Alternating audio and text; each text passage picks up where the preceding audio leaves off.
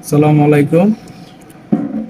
আজ আমি সংখ্যাবাচক বহুব্রী এবং দ্বিগু কর্মধারয় সমাস নিয়ে আলোচনা করব।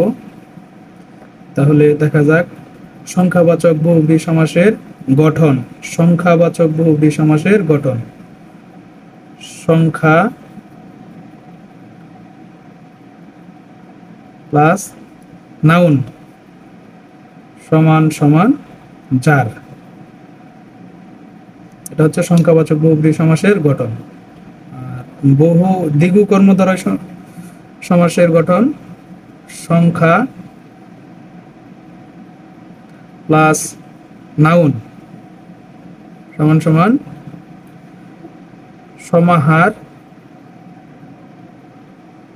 বা সমষ্টি।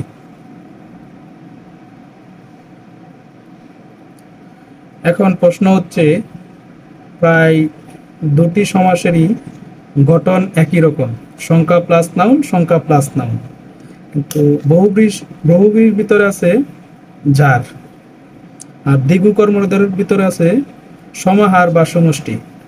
আমরা সমস্ত পদ দেখে কিভাবে চিনব এটা সংখ্যাবাচক বহুব্রী আর এটা দ্বিগু কর্মধারয়? এটা চিনার একমাত্র উপায় হচ্ছে সংখ্যা যতগুলো, জিনিসও ততগুলো। এটা যদি হয় তাহলে এটা হচ্ছে সংখ্যাবাচক দ্বিগু কর্মধারয়। সংখ্যা যতগুলো, জিনিসও ততগুলো, তা হচ্ছে দ্বিগু কর্মধারয়।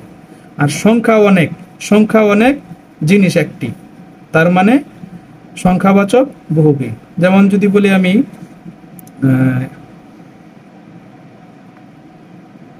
সেতার, সেতার, তিন তার আছে যার। তিন তার আছে যার সেতার। সেতার একটি যন্ত্রের নাম, সুতরাং এটি সংখ্যাবাচক বহুব্রী। আর দ্বিগু কর্মধারয় হচ্ছে সংখ্যা অনেক, জিনিসও অনেক।